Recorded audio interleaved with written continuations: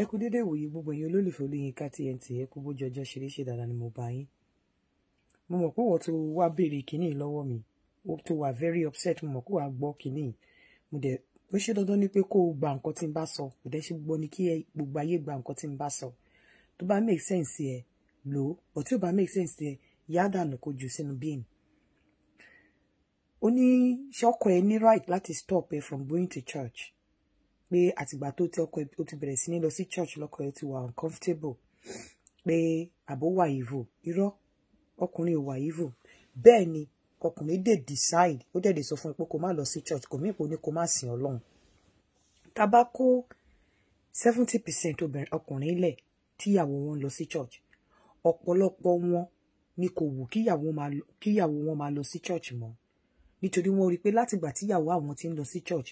kò help relationship àwọn, kò help marriage àwọn. Ìwà tó tiẹ̀ ti dá tẹ́lẹ̀ tó ń keep, ìwà ẹ̀ padà sí burúkú ni. Sexual life àwọn ó padà kú ni. Low self esteem ó padà dé bá ọkùnrin, pàápàá ní ọkùnrin tó bá ń tẹ̀lé ìyàwó ẹ̀ lọ sí church. Kò sí ọkùnrin tó máa rí ìyàwó òun tó ń worship ọkùnrin bí ẹgbẹ́ òun, tó dẹ̀ pé treatment tó ń fún ọkùnrin bí ẹgbẹ́ òun yẹn, mi ò fẹ́ mọ position tó ní tọ̀hún wà. Tẹ́ pé treatment tó ń rí ìyàwó òun tó ń fún ọkùnrin ẹgbẹ́ òun kò fún òun nílé, tí inú ẹ̀ máa dùn. Each time tó bá ti rántí pé òun lọ sí church yẹn, tó rí bí ìyàwó òun bó ṣe ń pọ́n pastor gẹ̀gẹ̀, bó ṣe ń kúnlẹ̀ fún pastor, bó ṣe ń rábàbà níwájú pastor, bó ṣe ń pọ́n pastor lé, tó ń pọ́n ìyàwó pastor lé, ìbànújẹ́ lọkùnrin yẹn máa bá wálé. Inú ọkùnrin yẹn ò lè máa dùn láíláí. Tó bá wá jẹ́ pé ọkọ ẹ, tó bá jẹ́ pé obìnrin ni pastor yín, ọkùnrin tí ẹ sì lè fi mọ́ra, ọkọ ẹ lè fi mọ́ra. Bẹ́ẹ̀ tó bá jẹ́ wípé ọkùnrin ni pastor yín bí ẹgbẹ́ ọkọ ẹ, ọkùnrin ó jẹ́ ẹgbẹ́ kò jẹ́ gbẹ̀gbẹ̀ ọkùnrin bí ọkọ ẹ ṣe jẹ́ ọkùnrin ni ọkùnrin jẹ́ pastor yín, tó dẹ̀ rí pé ìyàwó òun worship pastor, ó ń pọ́n pastor lójú pé gẹ̀gbẹ̀gbẹ̀, táwọn bá dẹ̀ délé ṣe ló fi gbígbá òun lórí respect tó ń fún pastor kò fóun.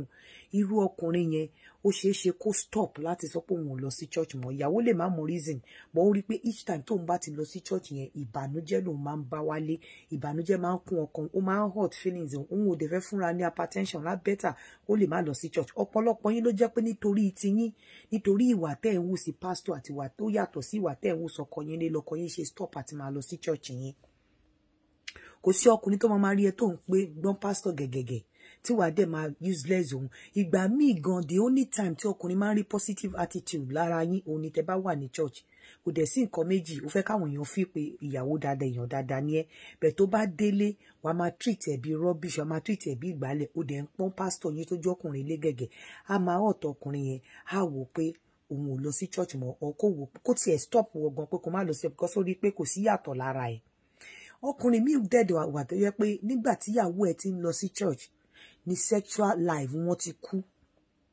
Bóyá ìyàwó tẹ́ pé tó bá múra tẹ́lẹ̀ táwọn èèyàn bá ń dúró dè lọ́wọ́ níta, ó lè sáré yọ̀dí lẹ́nu ọ̀nà kan fokó sí lábẹ́, àbí ọkọ lè sáré mú ọmú ẹ̀ méjèèjì kó gbé dání, kó mú dání. Á di pé tíyàwó bá lòun lọ sí church láàárọ̀ Sunday, tọkọ bá fẹ́ mọ́mú ẹ̀ dání, á ní nǹkan àìmọ́ ni. Tó bá ní kó sáré yọ̀dí sẹ́yìn, ìpàgà yìí tó bá wọ sùtánà, á ní nǹkan àìmọ́ ni. Gbogbo irú nǹkan báyẹn ọkùnrin á máa wò pé irú àwọn spontaneous sex bẹ́ẹ̀ yẹn lọkùnrin fẹ́, but ó ti di pé obìnrin ti ń lọ sí church ó dẹ̀ ti ka gbogbo irú nǹkan báyẹn sí ẹ̀ṣẹ̀. Àwọn nǹkan tó dẹ̀ ń ṣe tẹ́lẹ̀ nìyẹn kó tó máa lọ sí church tó mú ilé ró. Ṣé bó yẹ kó tún máa intensify effort ẹ̀ láti máa mú ilé ró ni kọkùnrin lè máa rí pé ó ti ń lọ sí church, ayé ẹ̀ dẹ̀ ti yàtọ̀ sí dáadáa. But ọ̀pọ̀lọpọ̀ yín gbà tẹ́ bá bẹ̀rẹ̀ sí ní lọ sí church, sexual life yín á kú. Tẹ́ bá bẹ̀rẹ̀ sí ní lọ sí church, ọkùnrin á rí difference nínú bẹ́ ṣe ń treat òun àti bẹ́ ṣe ń treat pastor yín. Inú ẹ̀ ò lè máa dùn. Irú ọkùnrin bẹ́ẹ̀ ó ṣeé ṣe kó stop ìyàwó ẹ̀ pé ìgbà tí ìyàwó mi ti ń lọ sí church, okó mi ò tiẹ̀ lè dáadáa mọ́. Gbogbo àwọn spontaneous sex máa ń ní tó bá fẹ́ jáde tẹ́lẹ̀ níjọ́ Sunday bí a tó ń ṣe fàájì lọ, kò jẹ́ kí n ní mọ́. Ìgbà míì gan obìnrin mi àti pa fòrò ẹ̀ mọ́, àti pòbu ẹ̀ mọ́, a nítorí pé òun lọ sí church láàárọ̀ Sunday, á lóun ò lè dóko. Ọkùnrin míì náà máa ń ṣe. So irú nǹkan báyẹn ó lè mú kí ọkùnrin rò pé kí wá làlámọ̀ rí church tó ń lọ, kí ni ẹ̀kọ́ tó ń kọ́ ní church. Ó lè tìtorí ẹ̀ kó sọ fún ẹ wípé kó má lọ sí church mọ́, kò mí ipò wà evil because ó rí pé church tó ń lọ ó fẹ́ ba ayé ìgbéyàwó òun jẹ́, church tó ń lọ ó ń ba ìgbésí ayé òun jẹ́, church tó ń tẹ̀lé ẹ lọ ó ń fún òun ní low self esteem. church tó ń tẹ̀lé ẹ lọ ó fún un ní heartache because every time tó bá lọ tó rí bó ṣe ń pọ́n pastor yín gẹ́gẹ́ tó dẹ̀ pọ̀ gẹ́gẹ́ ìbànújẹ́ ló máa ń jẹ́ fún àwò pé ọkùnrin bí ẹgbẹ́ òun ni kí ló fi yàtọ̀ torí pé ó dúró síwájú ó ń preach gospel báwo ló dẹ̀ ṣe mọ̀ pé ó bẹ́tà òun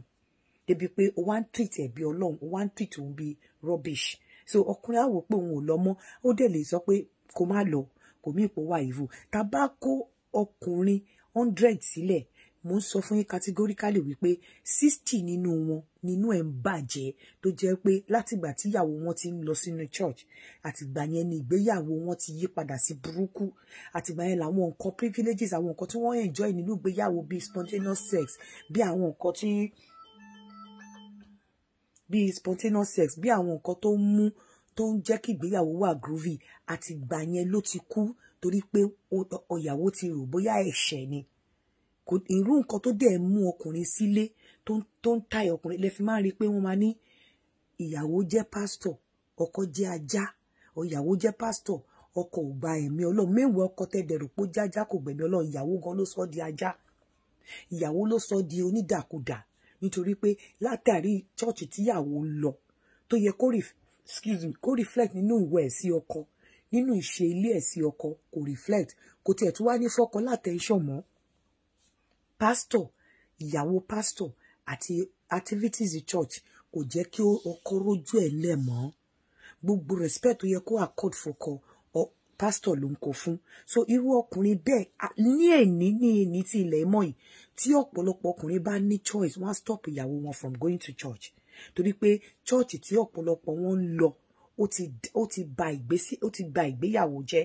church tí ọ̀pọ̀lọpọ̀ wọn ń lọ tó ń mọ́kọ wọn lọ ó ti fún ọkọ wọn ní low self esteem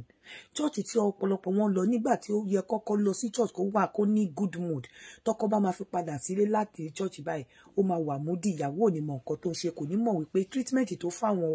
family tó jẹ́ pastor àti ìyàwó ẹ̀ òun ló ń bí ọkọ nínú á máa wò pé kí ló fi yàtọ̀ wàá máa pọ́n pastor ẹ̀ gẹ̀gẹ̀gẹ̀ wàá máa ṣe sàsàsà tó bá ṣe ọ̀rọ̀ oúnjẹ gan wàá máa sáré fún oúnjẹ pastor wàá fi tọkọ lẹ̀ tọkọ bá ti wá kúrò ní church wàá kọ́ rí pé wà múdi ó kọ̀ wà dáhùn onímọ̀ nǹkan tó ṣe torí pé each time tó bá ti step wọnú church yẹn ó máa gbogbo kìíní yẹn ó máa spy tẹ̀ pọ̀ kò ní lè sọ a máa wọ pé tí wo ló ń gbọ́ ṣé òun fẹ́ complain ni pé ìyàwó òun respect pastor bọ́ ọmọ òní mọ ibi tí bàtà ti ń ta ọkùnrin yẹn lẹ́sẹ̀ á dẹ̀ decide pé òun ò lọ sí church mọ́ gbà tó bá rí pé òun stop díẹ̀ òun rí pé àìmá lọ sí church mọ́ yẹn kò move ẹ kò change ẹ sexual life àwọn ṣe ló ń wọ̀ sí interpersonal relationship àwọn gbogbo ẹ̀kọ́ ó nose dive ni á wá wò pé kíwọ náà stop àbí kó máa fún ẹ latitude ẹ pé gbogbo ìgbà tó bá fẹ́ lọ sí church yẹn kò ní fún ẹ nírọ̀rùn kò ń ṣe wípé bóyá kò nífẹ̀ẹ́ ọlọ́run àbẹ́ṣù ni ọlọ́run ò sọ wípé kò fẹ́ràn pastor àbí kò respect pastor ju ọkọ ẹ lọ gbogbo tó bá jẹ́ obìnrin ni pastor ẹ ọkùnrin sì lè má mind bẹ́ẹ̀ tó bá ti jẹ́ ọkùnrin ni pastor ẹ tí ọkùnrin ń rí wípé òun treat his pastor in a very special way ju òun lọ especially tẹ́ bá jọ lọ sí church yẹn inú ẹ̀ ò ní dùn nínú ẹ̀ kò ní like gbogbo ìgbà tó bá ti lọ sí church yẹn bá ìbànújẹ́ ló máa bá wálé òun ló máa ń dàbẹ̀ ni pé obìnrin ló máa ń sábà sọ pé church akẹ́kẹ̀ẹ́ ọkùnrin máa ń rẹ̀wẹ̀sì ọ̀pọ̀lọpọ̀ ìgbà nǹkan tó ń fa ìrẹ̀wẹ̀sì ọkàn nìyẹn nítorí pé a lot of obìnrin tó ń lọ sí church ìwà church ò reflect nínú ìwà wọn sí ọkọ wọn a lot of obìnrin tó bẹ̀rẹ̀ sí ní lọ sí church kill sexual life wọn ó kill spontaneous sex tí ọkọ wọn máa ń fẹ́ láti ní ó kill gbogbo àwọn nǹkan tí ọkọ fantasy tí ọkọ máa ń like láti ṣe gbogbo ẹ̀ lóbìnrin á bẹ̀rẹ̀ sí ní máa rò bí ẹ̀ṣẹ̀ so ìwọ obìnrin yẹn mo fẹ́ kó lọ kọ́gbọ́n lọ reflect nínú ayé ara ẹ̀ àbí gbogbo àtẹ̀yìn obìnrin tó kù ṣé church tó ń lọ ṣó hard sí marriage ẹ ni àbójẹ́ kí marriage ẹ bàjẹ́ lọ wo ìwà tó ń wù sí pastor ẹ lójú ọkọ ẹ àti ìwà tó bó ṣe ń treat ọkọ ẹ even kó wo ìwà tí ọkọ ẹ ń rí lọ́wọ́ ẹ bó ṣe ń bá pastor ẹ bó ṣe ń sọ̀rọ̀ pastor ẹ nílé pẹ̀lú respect bó ṣe ń káràmásìkí ọ̀rọ̀ pastor ẹ tó bá jáwọ́ àtọkọ ẹ nìkan ṣé bẹ́ẹ̀ ló ṣe ń káràmásìkí ọkọ ẹ ṣé bẹ́ẹ̀ ló ṣe ń sọ̀rọ̀ ọkọ ẹ ṣé bó ṣe ń pọ́n pastor lé lójú ọkọ ẹ ló ṣe ń pọ́n ọkọ ẹ lé lójú ọkọ ẹ ṣé bẹ́ẹ̀ náà ló ṣé tó bá pọ́n pásítọ̀ lé níta lójú ọkọ tó dẹ̀ pé jẹ́ ní ṣé tó bá délé ṣé respect pásítọ̀ yìí ní lọ́wọ́ ẹ̀ ṣe ọkọ ẹ̀ ni tí ò bá ti ní irú ọkùnrin yẹn á stop láti máa bẹ ẹ lọ sí church tí ò bá ti ní irú ọkùnrin yẹn tó bá insist pé ó máa lọ sí church gbogbo ìgbà tó bá fàyọ̀ lọ sí church ìbànújẹ́ ló máa bá wálé tó ò bá ti ní irú ọkùnrin yẹn ó ṣeé ṣe kó yàyàkuyà tó bá rí pé òun ò lè stop ẹ so ẹ lọ tó bá kọ wájú sí yín kẹta tó bá kẹ̀yìn sí yín kẹta tó bá kẹ̀yìn ẹ̀yin nìkan kẹtẹ́rọ ara yín pàbọ̀ mo sọ fún yín lẹ́yìn tá a bá pé 100 ọkùnrin lẹ̀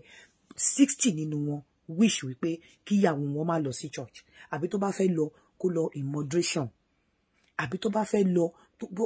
tó bá treatment tó bá ti lè fún ọkọ ẹ̀ má fún pastor pàápàá má fún pastor lójú ọkọ ẹ̀ torí gbogbo ìgbà tó bá ti rí òun ò wo ọkọ ò wo pé pastor ni a máa wo pé ọkùnrin bí ẹgbẹ́ òun ìbànújẹ́ dẹ̀ ló máa gba ọkùnrin èyí ni mo mú wá fún yín láàárọ̀ ẹ̀ ẹjọ́ ẹ̀yin ọkùnrin tẹ́ bá fẹ́ obìnrin mo láwọn obìnrin tó pọ̀ lọ́wọ́ ní London ẹ kọ sí mi lórí ẹ kọ fún mi ní text ẹ send the text àti picture yìí sí mi lórí +447404851234 especially tẹ́ bá ti wà lórí Ṣàbàríkòlò ẹ jọ̀ọ́ ẹ send picture yìí sí mi ẹ má dẹ̀ gbàgbé ilẹ̀ Danabit ẹ pè wọ́n sórí +2347044433316 ẹ káàárọ̀.